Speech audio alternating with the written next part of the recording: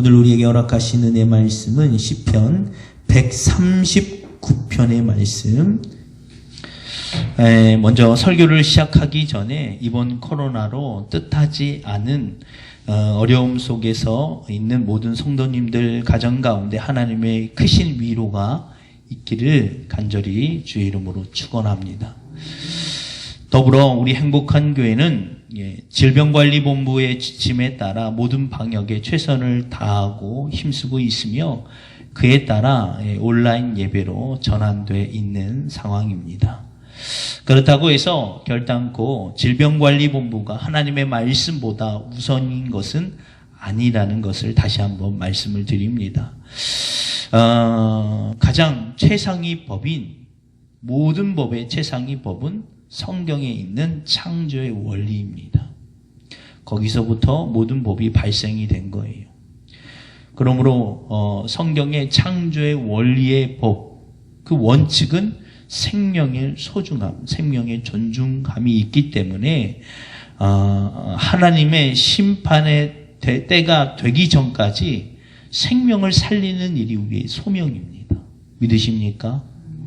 생명을 살리는 게 육적인 생명을 살리는 것 외에도 더 중요한 것은 영혼의 구원함이라는 거예요. 그런 면에서 그런 사명을 감당함에 있어 지금 질병관리본부의 지침에 따라 그것을 따라가는 것이 가장 지금 우리가 해야 될 현실적인 방향성이기 때문에 그거에 맞춰서 움직여가는 거예요. 그러나 만약 그런 일은 없지만 앞으로 어떻게 되어질 일들에 대해서 우리는 알 수 없기 때문에 성경에 나와 있는 것처럼 마지막 때 일어날 여러 가지 그 증언 가운데 권력자들에 의해서 믿는 자들이 잡혀가고 신문을 받을 것이라는 성경 말씀을 빗대어 본다면 모르겠어요. 그게 어떻게 어떤 방향으로 이루어질지는 모르겠지만 국가가 혹은 어느 지도 권력이 교회를 향하여 직접적 탄압을 할 때가 올 것이라는 말씀이라면 그 상황이 되면 물론 우리가 하나님 말씀이 우선이기 때문에 그 말씀에 반하는 행동이라면 당연히 거부하고 저항해야 됩니다. 그런데 아직까지 이 민족, 이 나라의 법이 아직 교회를 향하여 그렇게 하지 않기 때문에 그 법 테두리 안에서 하나님의 말씀에 위배함이 없기 때문에 우리가 당연히 그것을 따르는 것이 맞다라고 저는 생각이 되어집니다. 제가서도 이런 말씀을 드리는 것은 여러분들은 어떠실지는 모르겠지만 이와 같은 코로나 사태를 겪으면서 많이 혼란스러워하는 부분들이 있는 것 같아서 이를 말씀을 같이 접목시켜서 오늘 은혜를 나누고자 합니다. 성경 말씀 가운데 보면 마지막 때가 되어질 때에 일어날 일들에 대해서 두 가지로 크게 분류하고 있어요. 난리와 난리가 나며 소문, 전쟁과 질병이 가득할 것이다. 이것은 믿지 않은 자들에게만 해당되는 것이 아니라 믿는 자들에게도 동일하게 겪어야 될 환난 가운데 하나예요. 이건 우리가 피하라고 하나님이 우리에게 말씀해 주시는 게 절대 아니에요.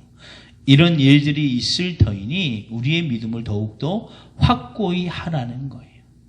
그래서 흔히 누구나 받는 이와 같은 고난이 내게 없기를 기도하기보다 혹은 믿는 믿음에 대한 보상을 이러한 질병에 걸리지 않은 것으로 착각하시면 절대 안 된다는 것입니다.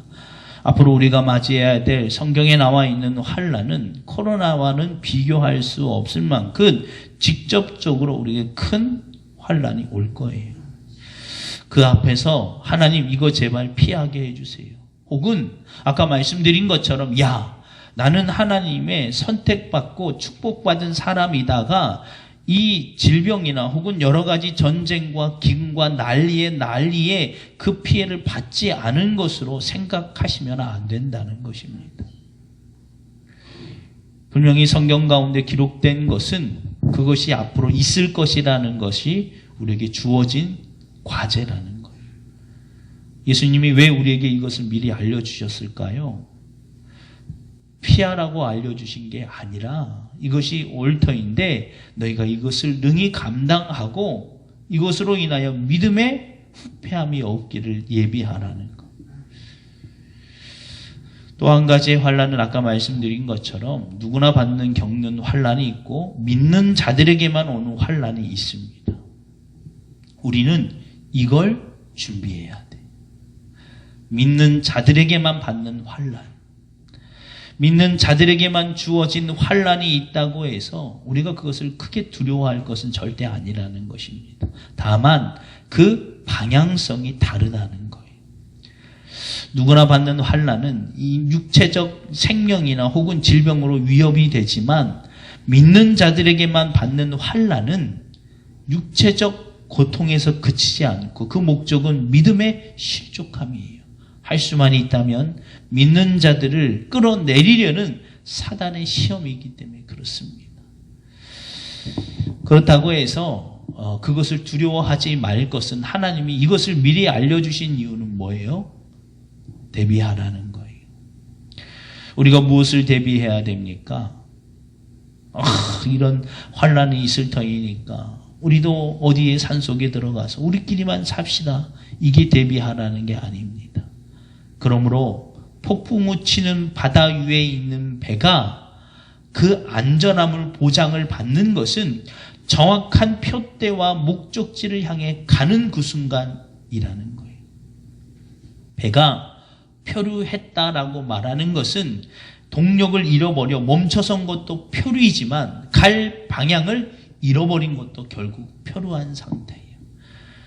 믿음이 있는 자들에게 다가오는 시험은 이처럼 우리로 하여금 혼란스럽게 하고 결국 믿음의 방향성을 잃어버리게 할 것이라는 거예요. 그래서 우리가 예비될 것은 무엇입니까? 하나님을 향해 바로 서 있는 믿음의 자세에 실력을 갖추시는 저와 여러분이 되기를 주의 이름으로 간절히 축원합니다.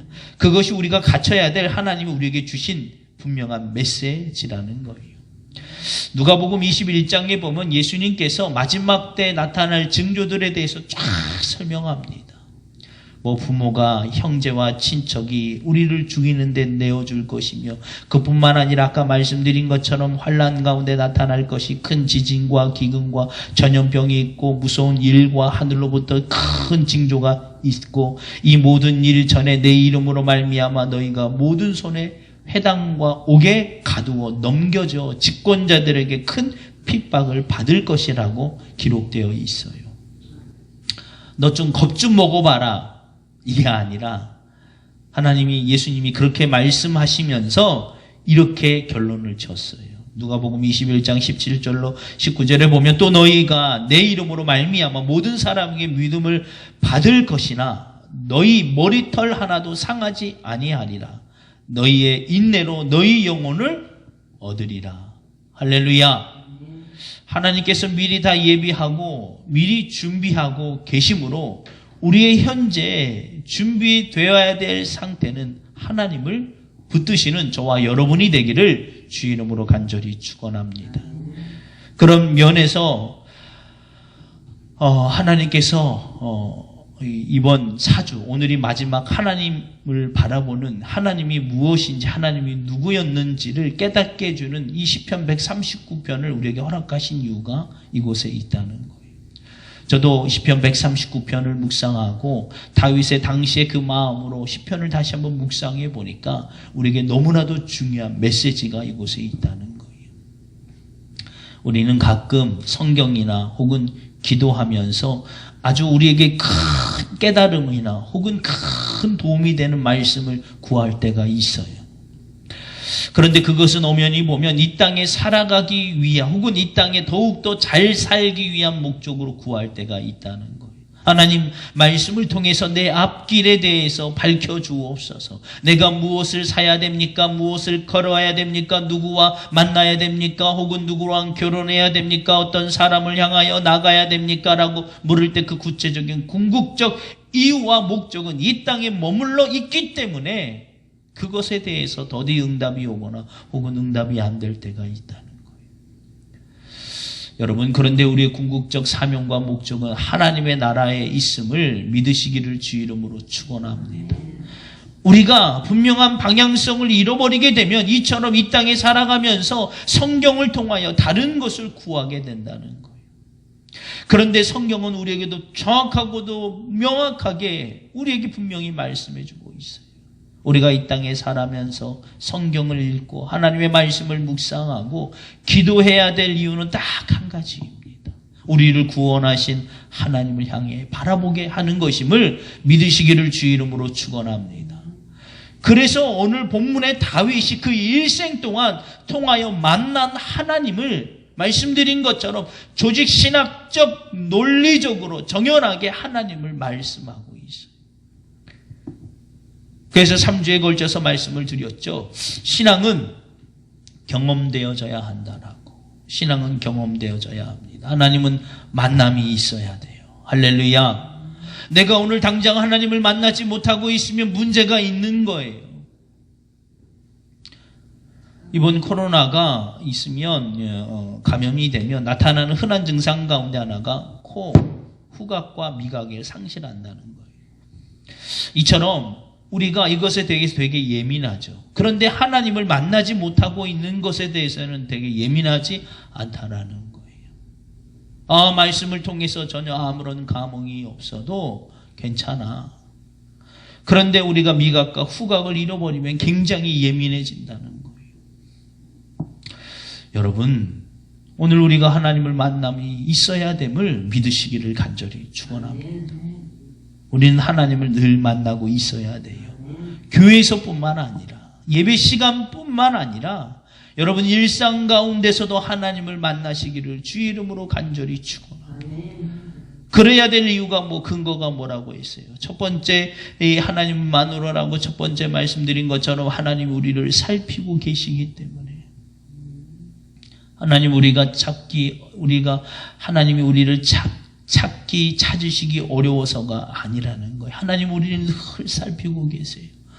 그런데 시편 139편 1절에 살펴보셨으므로가 어떤 뜻이라고 말씀을 드렸죠. 탄광에서 채광하는 채광업자들이 그 굴 속에 들어가서 땅을 깊이 파고 들어가서도 그조차도 거기서도 또 무엇인가를 찾아는 것처럼 하나님 우리를 찾고 계시다는 거. 할렐루야. 그러니까 우리가 하나님을 일상 가운데 만나는 건 절대 어려운 일이 아니라는 거예요. 막 금식 기도를 막 해야 되거나 진짜 성경을 매독해야 돼. 그래야지 않으면 하나님 만나는 거 어려워. 혹은 헌금을 어마어마하게 해야 하나님을 만나 주셔. 이런 게 아니라는 거예요. 내가 피하려고 땅속에 묻히는 그 속에 있을지라도 하나님은 나를 찾으실 수 있는 분임을 믿으시기 바랍니다. 두 번째는 뭐라고 그랬어요? 무소부재하심. 어디에나 계신다는 거예요. 여기서 무소부재하심은 제한적이거나 조건적이지 않다는 거예요. 꼭 어느 교회만 하나님이 있어. 신령한 목사님, 신령한 장로님, 신령한 권사님, 신령한 집사님이 있는 곳에만 하나님이 계시. 그렇지 않아요. 혹은 어느 나라에는 우상이 많기 때문에 거기는 안 계셔. 혹은 여기에는 뭐가 많기 때문에 여긴 계셔. 그렇지 않아요. 하나님은 무소부재하심이에요. 절대적 편재성을 가지고 계신다는 의미예요. 하나님이 만드신 이 지구뿐만 아니라 전 우주에 하나님은 계심을 믿으시기를 주 이름으로 축원합니다. 그래서 우리는 하나님을 경험하셔야 된다고 말씀을 드린 거예요. 경험하지 못하면 문제가 있다라고 말씀을 드리는 거예요. 숨을 못 쉬면 공기가 없는 것과 같은 겁니다. 세 번째, 지난주에는 신묘막측하심이라고 말씀을 드렸죠. 하나님이 나를 지으셨다라고 말씀해요. 5장 6보를 다 지으신 하나님. 다윗이 이처럼 고백했던 것은 그가 지난 모든 70평생의 삶 가운데 하나님이 속속들이 자신의 모든 것을 알고 계셨다는 거예요. 아주 뼈저리고 피부처럼 느낀 것을 고백하는 것입니다. 이건 다윗뿐만 아니라 우리 가운데도 계심을 믿으시기를 주 이름으로 간절히 축원합니다. 이와 같은 하나님을 만나야 된다는 거예요. 할렐루야. 오늘은 그 마지막 네 번째, 다윗이 일평생 동안 경험하고 앞으로 우리가 경험되어져야 될 하나님의 성품 가운데 하나는 공의함이에요. 공의성이에요. 결국 하나님의 이 공의성 때문에 하나님의 이 땅을 심판하시게 되실 것이고, 그 심판하실 때의 심판으로부터 우리를 변호해 주시기 위하여 하나뿐인 독생자 예수 그리스도를 이 땅에 보내신 거예요. 그 공의성 때문에. 할렐루야. 그 하나님의 공의성. 오늘 네 번째 단락이 19절에서 24절에서 다윗이 급반전합니다. 이제까지 무소부재하신 하나님, 나를 창조하신 하나님, 속속들이 알고 계신 하나님. 그런데 19절에서 갑자기 분위기가 전환이 돼요. 하나님이여, 주께서 반드시 악인을 죽이시리라. 피 흘리기를 즐기는 자들을 나를 떠날지어다라고 악인들에 대한 철저한 응징과 징벌이 있을 것을 고백하는 것으로 전환이 됩니다. 이처럼 다윗이 이와 같은 간절함으로 고백하고 있는 것은 그들에 대한 사적인 그 분노함을 표출하는 게 아니에요. 하나님의 성품 가운데 하나님 절대적 공의성을 고백하고 있는 것입니다. 왜 그렇습니까? 어디에나 계신 하나님, 나를 창조하신 하나님, 나를 속속들이 알고 계신 하나님, 이 하나님의 그 하나님을 알고 계시는데, 이 하나님이 어떤 하나님이냐면 공의의 하나님이라는 거예요. 우리는 이 부분을 잃어버리시면 안 돼요. 공의성이라고는 절대 변함이 없어요.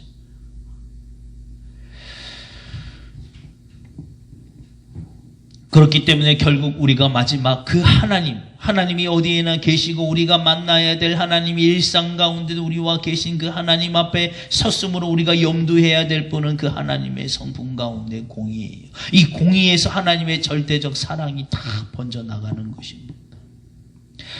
다윗은 그가 일생 동안 살아가면서 겉으로 보면 누군가 일생을 정리해보면, 야, 하나님은 맨날 다윗 편이야. 맨날 다윗 손만 들어줘. 하나님은 편애가 많아. 왜 다윗만 사랑하시는 거야? 라고 볼 수 있지만 그 인생을 잘 모르기 때문에 그럴 수 있어요. 다윗도 여러 번 하나님 앞에 실수를 범하고 철저히 하나님 앞에 납작 엎드려집니다. 왜 그랬을까요? 그 하나님의 공의성을 다윗이 알고 있었기 때문에 그래요.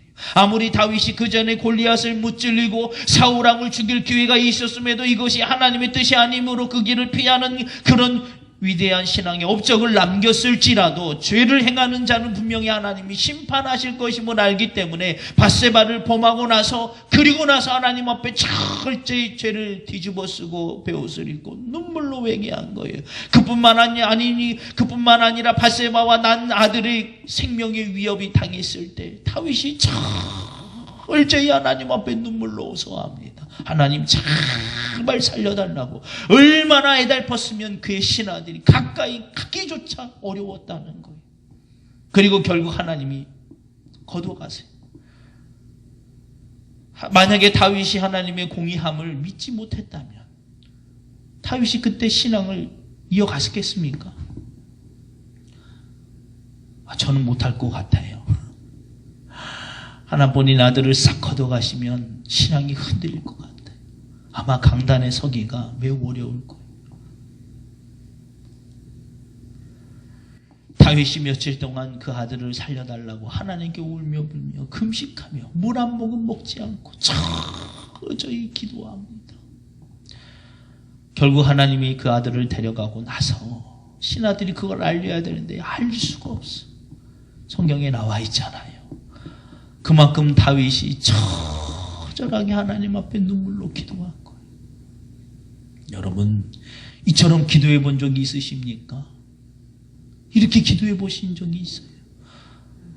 혹 여러분들 가운데 내가 하는 기도가 응답이 안 돼. 왜 하나님은 날 이렇게 응답되지 않는다. 이런 불평, 불만이 있다면 다윗의 이처럼 기도해 본 적이 있냐고요. 얼마나 기도를 그렇게 했던지 신하가 접근하지 못할 정도로. 결국 다윗이 알죠. 믿음은 여기서 증명이 돼요. 그걸 알고 어떻게 해요? 전과 같이 다시 밥을 먹고 돌아가더라. 신하가 향해 물었잖아요. 왕이시여 어찌 이럴 수가 있나이까. 다윗이 뭐라고 해요? 내 소관이 아닌데 내가 어찌 하겠느냐. 이게 공의의 하나님이라는 거예요.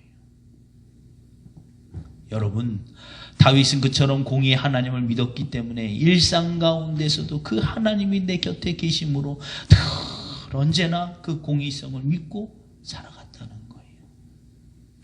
그런데 본시의 가장 결론에 해당되는 부분은 이 마지막 단락인 19절로 24절인데, 흔히 생각할 때 이 본문의 이 139편의 다윗의 인생 말년에 고백하고 있고 사는 사람들에게 주고자 하는 메시지는 이처럼 하나님의 공의함이 있으니까 너희 악을 행하지 말고 똑바로 살아. 그렇게 살면 벌 받는 거야 라는 경고의 메시지가 아니라는 거예요.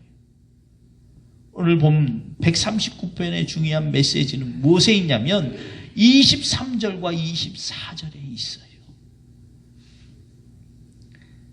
내 생명의 주인이 하나님이니까 너 까불지 마, 이게 아니라 공의의 하나님을 믿음으로 말미암아 그 하나님이 그 공의성을 가지고 있는 그 계시는 하나님이 죽을 죄인, 그저 목동으로 살다가 그냥 죽어야 될 이 죄인, 아무 쓸모없는 이 죄인, 실수가 많은 이 죄인을 그래도 사랑하사 왕으로 세우시고 나를 이처럼 하나님의 품어주시니 내가 어찌할 바를 알지 못해. 내가 늘 언제나 하나님 앞에 이와 같다라는 거예요.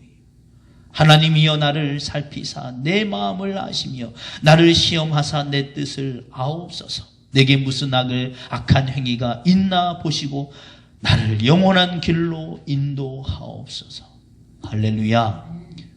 다윗이 고백하고자 하는 것은 하나님의 흔히 얘기하는 공포 통치가 아니라 너 겁먹고 너 두려워해, 이게 아니라 하나님의 절대적 공의성 안에 감추어져 있고 그것에 기반이 되고 있는 사랑.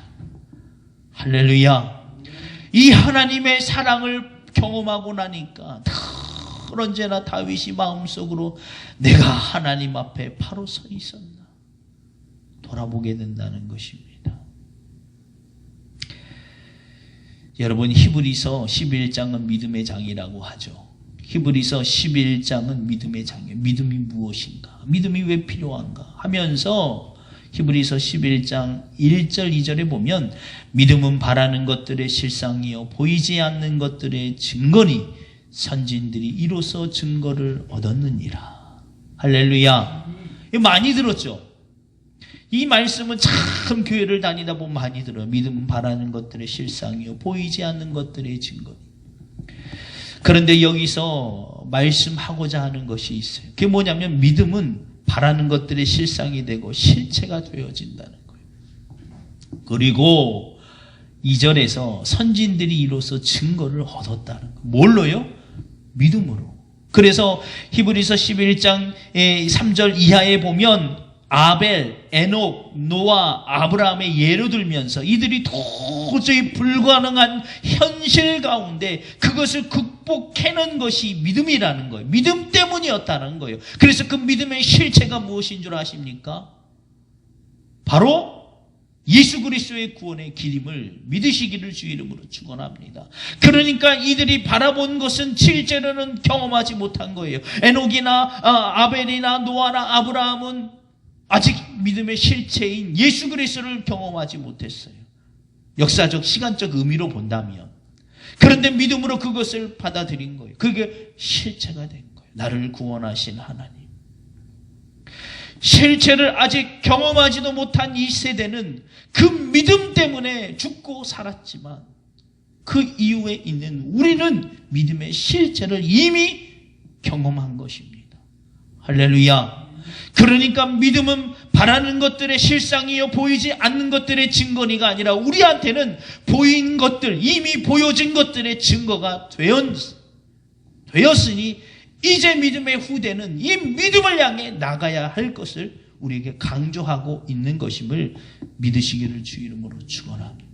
다윗은 보지 못했어요. 아직 예수 그리스도 자신의 후대를 통하여 영원한 왕으로 오실 예수 그리스도를 경험하지 못했어요. 그럼에도 불구하고 경험하지도 못한 그 일을 향하여 다윗은 일생 전부를 향해 나가고 있어요. 왜요? 믿음을 통해 그걸 깨달았기 때문에.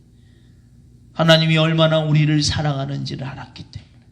그래서 그 사랑 앞에서 다윗은 늘 언제나 하나님이 어디에나 계심을 믿었기 때문에, 내 오장육부를 지으신 하나님을 믿었기 때문에, 그 하나님 앞에서 그 공의성을 가지고 계신 하나님이 그럼에도 불구하고 내가 죽을 수밖에 없는 위 죄인을 아무 공로 없이 받아주시고 사랑하신 그 사랑의 은혜를 받은 자가 어찌 교만하고 오만할 수 있겠는가?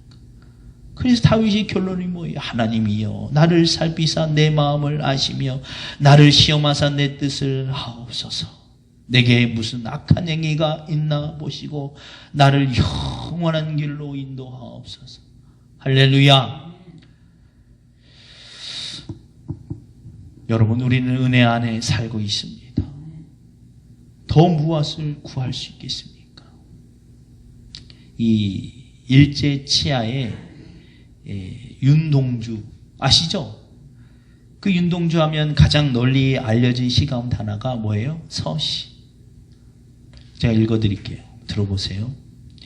죽는 날까지 하늘을 우러러 한 점 부끄러움이 없기를 잎새이는 바람에도 나는 괴로워했다. 별을 노래하는 마음으로 모든 죽어가는 것을 사랑해야지. 그리고 나한테 주어진 길을 걸어가야겠다. 오늘 밤에도 별이 바람에 스치운다. 저는 이 말씀을 묵상하면서 이 시가 떠올랐어요. 이 윤동주 분이 어떤 생각이었는지는 모르겠지만 이 서시를 가만히 들어보면 이 다윗의 마음과 비슷해요. 당시의 상황은 일제 치하에 있었기 때문에 결국 이 시의 암시가 자신이 일제 감옥에 갇혀 이 마루타 생체 실험을 통하여 죽을 것을 미리 암시하는 것과 같은 길이 담겨져 있습니다. 죽는 날까지 하늘을 우러러 한 점 부끄러움 없기를 잎새이는 바람에도 나는 괴로워했다.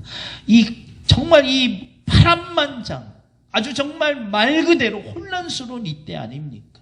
무엇이 선이고 무엇이 악이고 무엇이 애국이고 무엇이 정말 예국의 그런 반하는 것인지 잘 구분이 안 돼요. 그래서 늘 언제나 윤동시인이 고백하는 것처럼 죽는 날까지 하늘을 우러러 한 점 부끄러움 없기를 잎새이는 작은 바람에도 괴로워했다. 뭐예요? 예민해야 돼요. 할렐루야. 주어진 여러 가지 형태에 여러분 현혹되지 마세요. 우리는 우리 중심을 보셔야 돼요. 현장 예배가 옳고 온라인 예배가 그러다 혹은 온라인 예배가 맞고 지금 현장 예배가 잘못됐다. 형식과 형태를 논할 때가 아니에요. 여러분, 우리의 중심의 상태를 보셔야 돼요.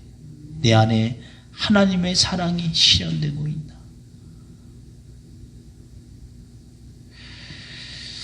이와 비슷한 고백이 성경에도 있어요. 디모데후서 4장.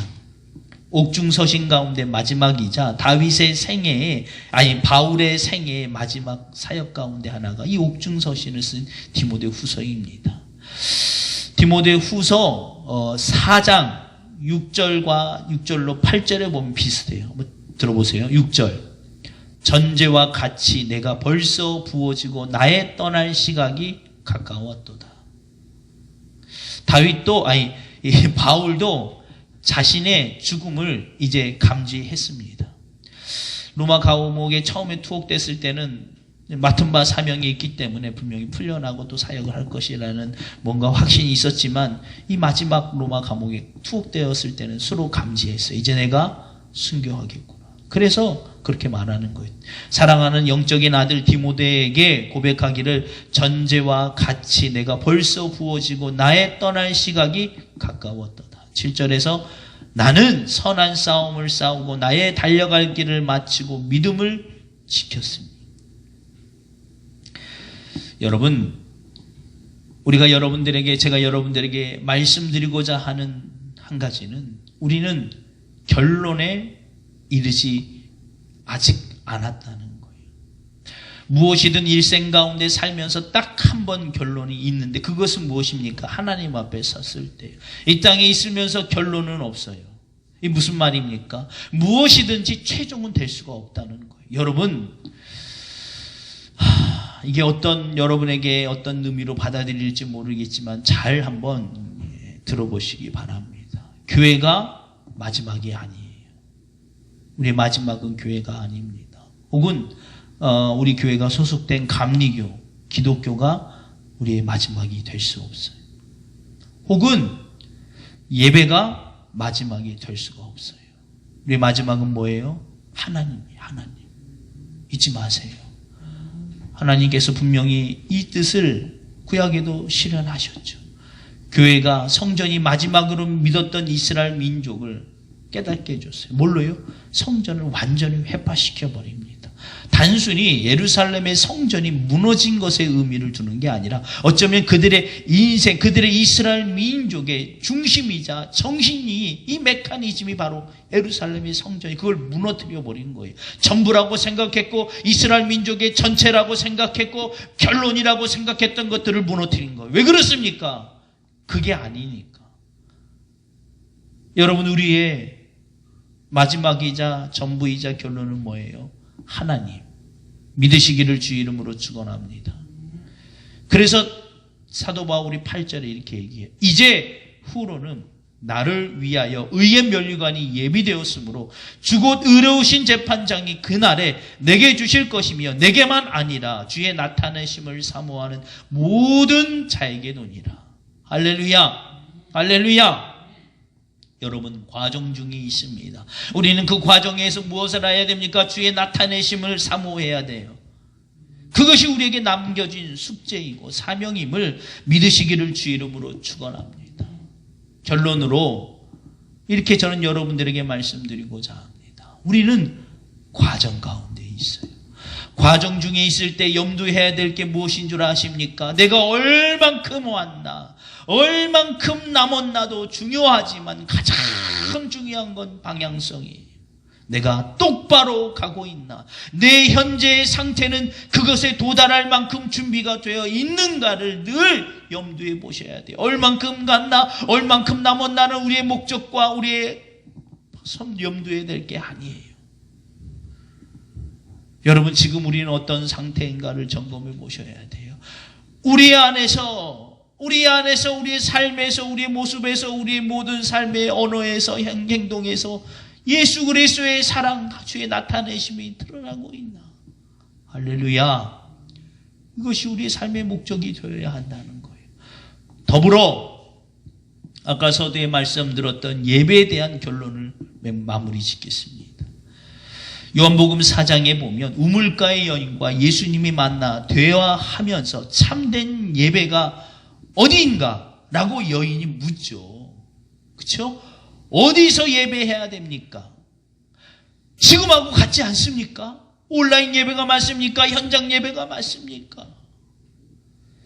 그러자 예수님이 이렇게 말씀하세요. 요한복음 4장 21절에 예수께서 이르시되 여자여 내 말을 믿으라. 이 산에서도 말고 예루살렘에서도 말고 너희가 아버지께 예배할 때가 이르리라. 할렐루야. 말씀하셨죠? 현장 예배가 오르냐, 온라인 예배가 오르냐. 이게 아무것도 아니라는 게 얘기하는 게 아니에요. 진짜 중요한 건 다른 게 있다는 거예요.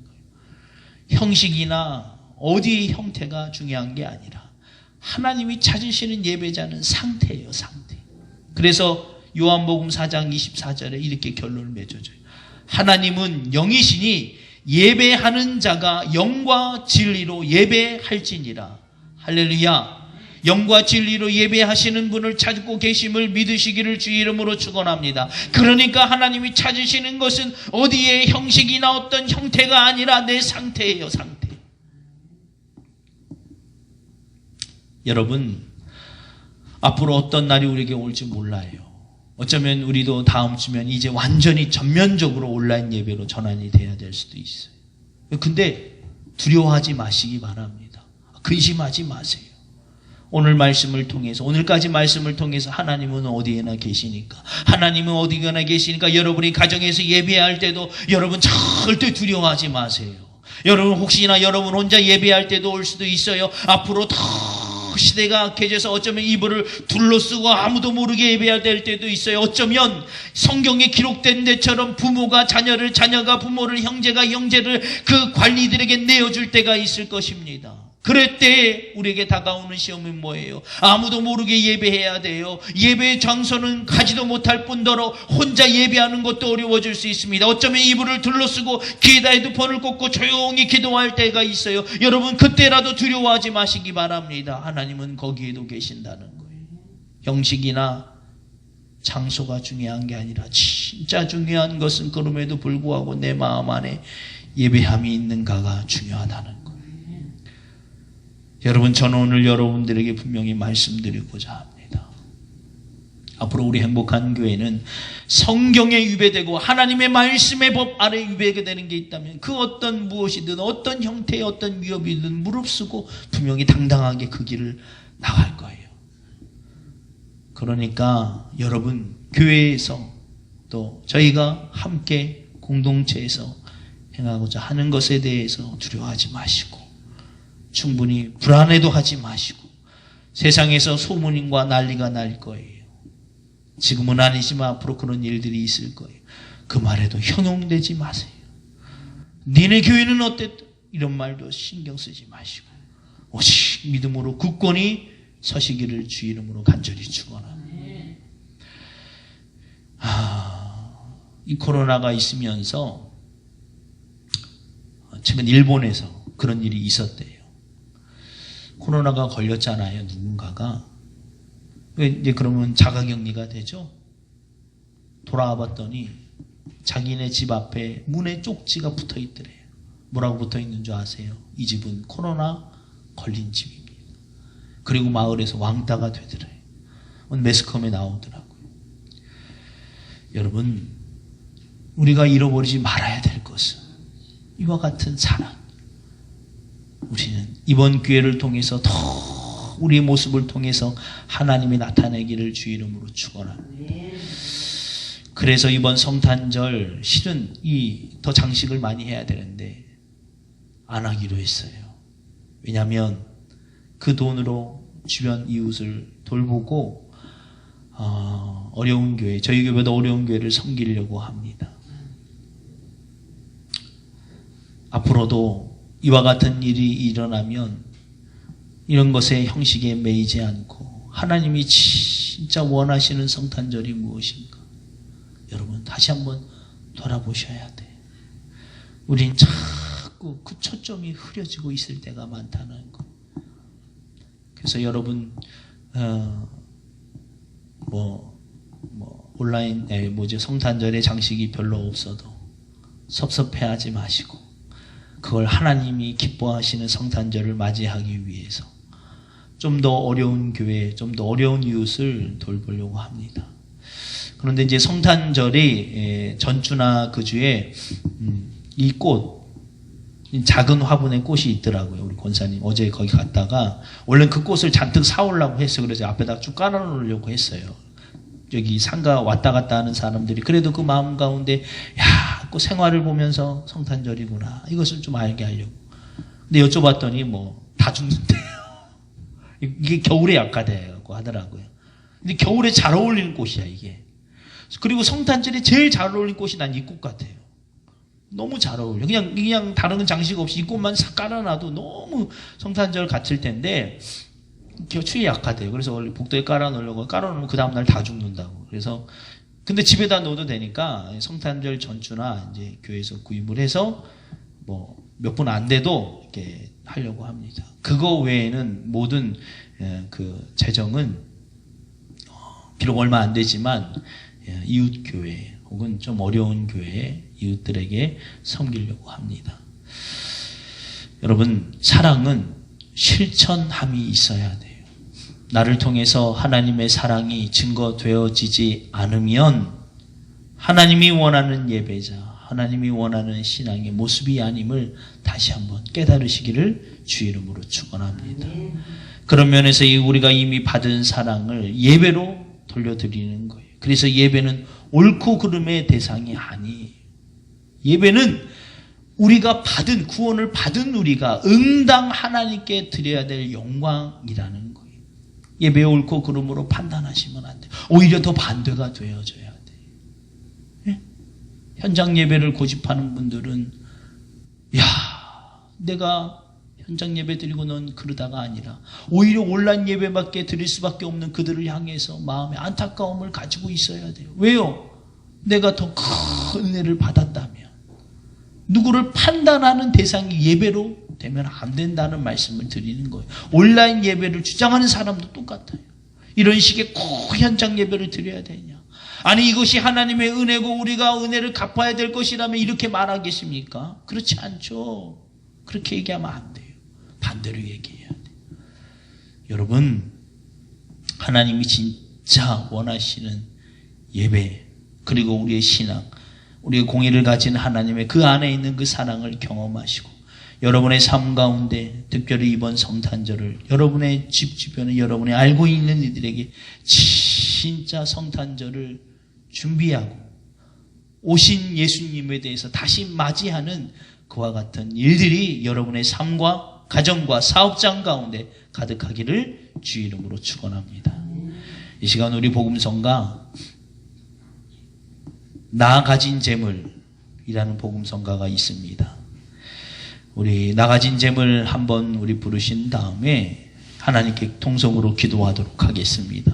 이 가사에 보면 나 가진 재물 없으나 나 남이 가진 지식 없으나 나 남이 있는 건강 있지 않으나 나 남에게 있는 것 있으니 남이 못 본 것을 보았고 남이 듣지 못한 음성 들었고 나 남이 받지 못한 사랑 받았고 나 남이 모르는 것 깨달았네. 뭐예요? 이 시를 지은 이 노래를 만든 바로 이분이 몸이 이 장애가 있고 남들이 보면 불평거리고 불만거리이지만 그를 보면서 이 찬양을 지었다는 거. 그런데 그가 감사하더라는 거. 왜 감사해요? 우리는 세상적인 것에 관점을 두면 그래요. 그런데 하나님의 은혜를 받은 내가 생각해보니까 진짜 중요한 건 내가 가지고 있더라는 거예요. 여러분 믿음의 그리스도인들에게 필요한 마음이 이거예요.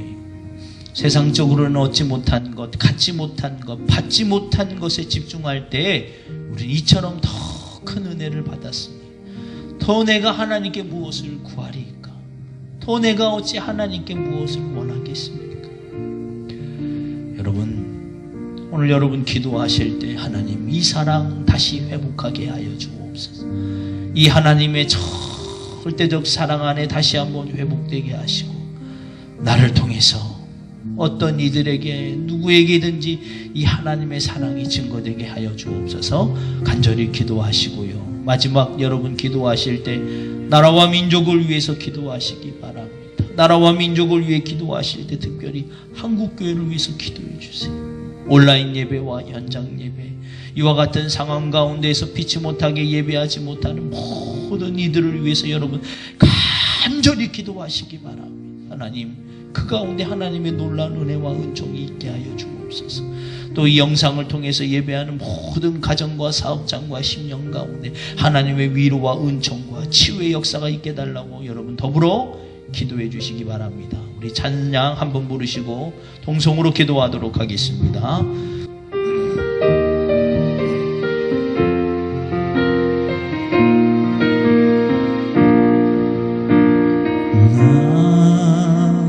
가진 재물 없으나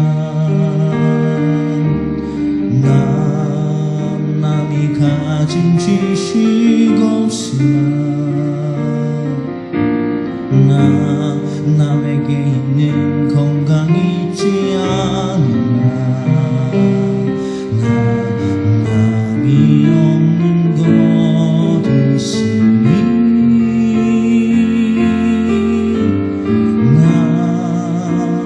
가진 재물 없으나 남이 가진 지식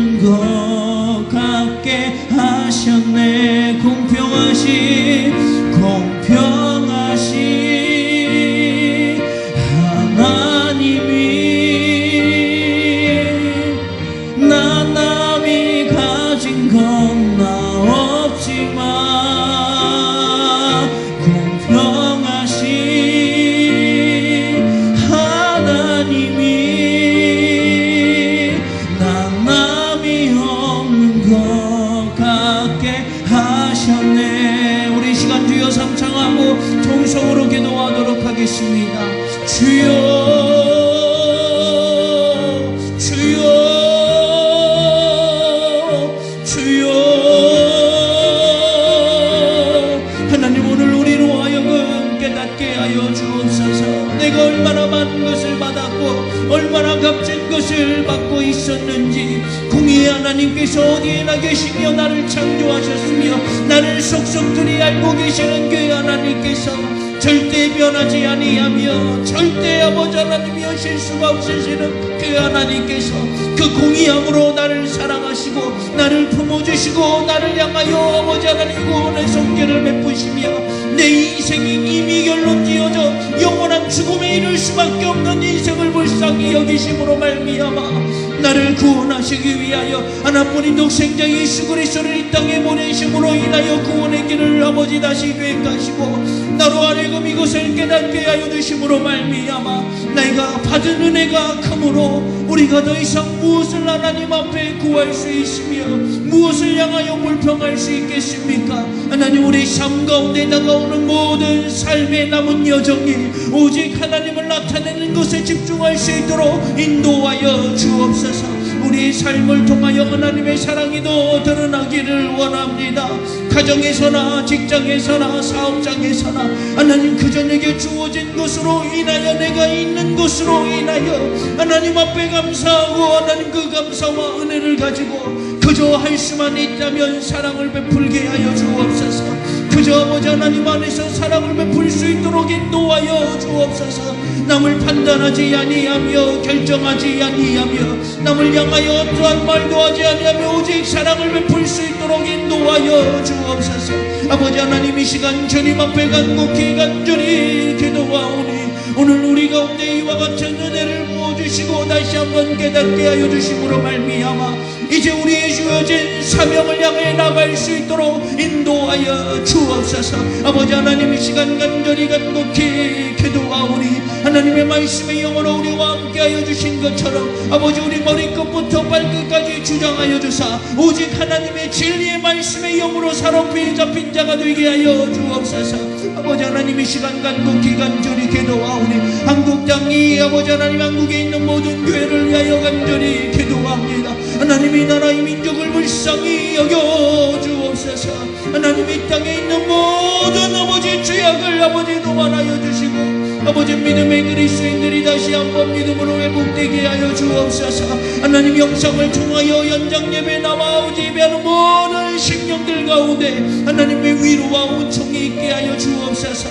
아버지, 이 때가 이르기 전에 우리 믿음을 다시 한번 돌아보게 하여 주옵소서. 우리가 온전히 하나님을 바라보고 있는 것인가를 다시 한번 회복되게 하여 주시옵소서. 우리의 생명과 우리의 삶을 다하여 오직 하나님 앞에 바로 서 있는 인생이 되게 하여 주옵소서. 하나님, 이 시간 주님 앞에 간절히 기도하오니 성령님의 능력의 권세가 임하여 짐으로 말미암아 모든 나라와 민족과 열방과 아버지 하나님의 질병으로 가난으로 인하여 전쟁으로 인하여 기근하며 굶어하고 있는 그 심령들 가운데 임하여 주심으로 말미암아 하나님 그의 마음을 위로하여 주시고 살펴주시고 구원의 길을 허락하여 주옵소서. 지금의 순간에도 수많은 영혼이 알지 못한 채 죽어가고 있음을 고백하오니 하나님의 그 거룩하심의 능력의 손으로 살피시고 부어주심으로 말미암아 하나님의 사랑이 우리를 통하여 더욱더 만방 가운데 드러나게 하여 주옵소서. 하나님의 시간 간절히 기도하오니 구원의 역사와 구원의 날이 더욱더 가까워졌음에 아버지 우리를 통하여 하나님 복음의 증거될 수 있도록 인도하여 주옵소서. 하나님의 시간 간절히 기도하오니 하나님의 거룩한 성령의 역사가 성령의 능력의 권세가 임할 수 있도록 인도하여 주옵소서. 하나님 역사하여 주시옵소서. 모든 영광이 하나님께 있음을 고백합니다. 지금은 우리 구주 예수 그리스도의 십자가의 보혈의 은혜와 지금도 분명 살아계셔서 우리 모든 인간의 생사복을 주관하고 계시는 하나님의 그 크신 사랑하심과 우리 안에 계시면서 우리를 위하여 말할 수 없는 탄식으로 친히 간구하여 주시는 성령님의 감화 감동 교통 역사하심이 오늘 말씀처럼 우리의 삶이 하나님의 은혜와 은총이었음을 깨닫고 모든 삶의 과정 가운데 하나님의 사랑이 드러나기로 작정하는 모든 이들과 우리와 관계를 맺고 있는 사업장과 가정과 아버지 모든 이들 가운데 이제로부터 영원토록 함께 하시기를 간절히 축원하옵나이다. 아멘.